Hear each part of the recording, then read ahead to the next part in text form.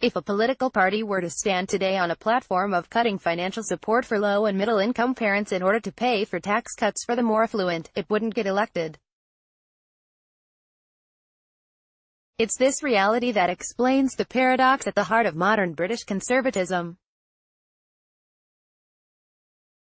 Tory prime ministers and chancellors since 2010 have insisted they understand the struggle many families face in a time of anaemic wage growth and rising prices, and have promised that these families will be relatively protected from the deep spending cuts they have wielded. But their deeds betray their words. Every independent analysis of budgets since 2010 shows such promises to be lies. By 2021, Conservative chancellors will have delivered more than £80 billion of tax cuts a year, including £22 billion a year in income tax cuts. The bulk of the proceeds have found their way into the pockets of the most affluent half of families. Meanwhile, billions of planned cuts to tax credits and benefits mean low-income families and disabled people stand to lose eye-watering sums. The poorest fifth of families with children will, by 2020, be more than £3,000 a year worse off on average as a result of tax and benefit changes since 2010, while some of the most affluent families with children will find themselves £500 a year richer. And it's in the crosshairs of this great Tory redistribution, from the struggling to get by to the comfortably affluent, that the government's flagship benefit reform has got caught up. Universal credit, which combines 6 existing benefits into one new one, had 2 original aims. First, to simplify a horribly complicated system in which people could be in receipt of several different benefits at the same time, administered by different government agencies and means tested in different ways, which made it almost impossible for anyone to work out what they were entitled to. The second aim was to improve people's incentives to increase their earnings. In the old system, a minority of people on benefits saw their income increase by less than 10p for every extra pound they earned, as a result of multiple benefits being withdrawn simultaneously as their earnings increased. By being more generous, by withdrawing benefits more slowly as people's earnings increased, universal credit was supposed to fix this.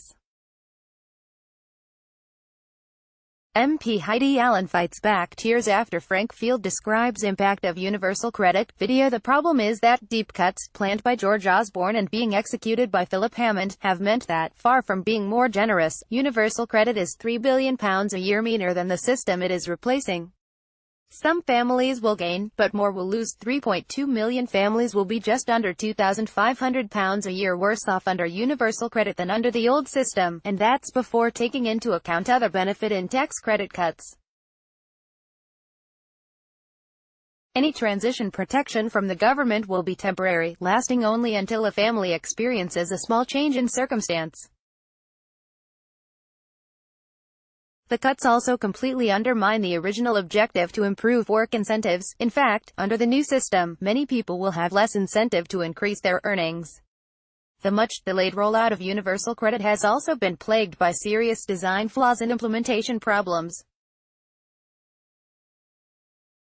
The 6-week delay between making an application and receiving a first payment has pushed huge numbers of families into debt and rent arrears, with many people fearing they would be made homeless as a result. Such a significant benefit reform was never going to go completely smoothly, but a staged rollout over several years should have provided the opportunity for the teething problems that have caused huge hardship to have been swiftly fixed. Instead, it has taken the government years to reduce the 6-week wait to 5, despite repeated and insistent warnings about its pernicious effects. There are many other issues on which it has been utterly unresponsive, including the heavy administrative burden it puts on applicants, with punishing financial consequences if they get things even slightly wrong. Claims by former Conservative ministers that universal credit could be a poll tax moment may seem like hyperbole. But John Major is right. Around 1 million households are currently in receipt of universal credit, but by 2023, when full rollout is complete, it will be 7 million, including more than half of all families with children. Not only is it wrong-headed to make millions of families thousands of pounds a year worse off while delivering tax breaks that largely benefit the more affluent, it is politically crazy. The National Audit Office is right that it is too late to drop universal credit. Turning the clock back would be hugely complex and expensive. But it urgently needs a massive cash boost, funded by halting the further unnecessary income tax cuts planned in the next few years and a redesign to ensure it works with the ebb and flow of real-world lives. Tory chancellors have repeatedly refused to change tack in the face of arguments that loading the burden of austerity onto low-income parents and their children is morally reprehensible. We can only hope that the fact it increasingly runs counter to their political self-interest will be what saves millions of families from this cruel, government-imposed hardship.